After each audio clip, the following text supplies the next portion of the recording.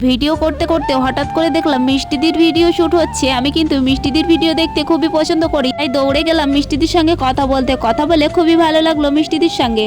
Hello guys, আসসালামু আলাইকুম। আশা করি সবাই ভালো আছো, ইনশাল্লাহ আমিও ভালো আছি। আজকে আবার একটা নতুন ভিডিও নিয়ে তোমাদের সামনে চলে আসলাম। ভিডিওটা দেখেই বুঝতে পারছো কোথায় যাচ্ছি আমরা, তবুও বলি আজকে আমরা নিউ টাউনে এক্সেস মলে একটু ঘুরতে যাচ্ছি। আবার সময় বিশ্ব বাংলা নিচে দিয়ে যাচ্ছিল, আমি একটু ভিডিও করে নিয়েছিলাম।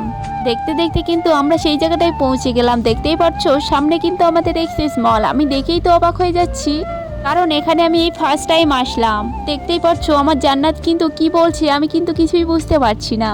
কথা বলতে বলতে আমরা কিন্তু এক্সেস মলের ভিতরে চলে আসলাম। ভিতরে এত সৌন্দর্য দেখেই তো আমি অবাক হয়ে যাচ্ছি, আর কিনবো আর কি।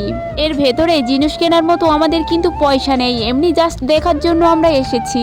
বন্ধুরা, গত দুদিন হয়ে গেছে আমরা কিন্তু এখানে এসেছি। আমাদের এখানে একটা আত্মীয় আছে, সেটা হলো আমার ছোট খালা শাশুড়ি। সেখানে এসেছিলাম ঘুরতে, আর এই বর্ষার দিনে বোরিং লাগছিল, তাই ভাবলাম একটু এক্সেস মলে ঘুরতে আসি। এখানে কিন্তু খুবই কাছাকাছি তাদের বাড়ি, তাই আর দেরি না করে আমরা চলে আসলাম। আর আমরা কিছু নিচ্ছি না দেখে আমাদের নিজেরই খারাপ লাগছে, আর সবাই আমাদের দিকে ড্যাব করছে আছে। তাই আমরা জুতোর দিকে গিয়েছিলাম জুতো নেওয়ার জন্য।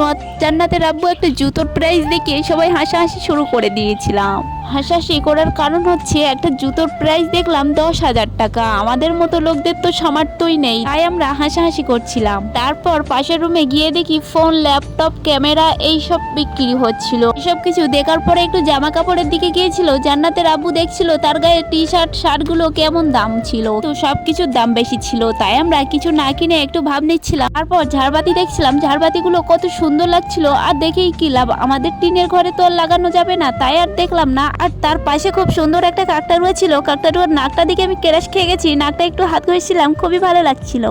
তারপর আমরা বাড়ি যাওয়ার জন্য রওনা দিয়ে দিলাম। আর আমার শাশুড়ি লিফটে চড়তে খুবই ভয় পায়, তাই আর উঠতে চাচ্ছিল না। জান্নাতের আব্বু কিন্তু জোর করে লিফটে তুলেছে, আর লাভার সময় খুবই একটা তাল করেছে।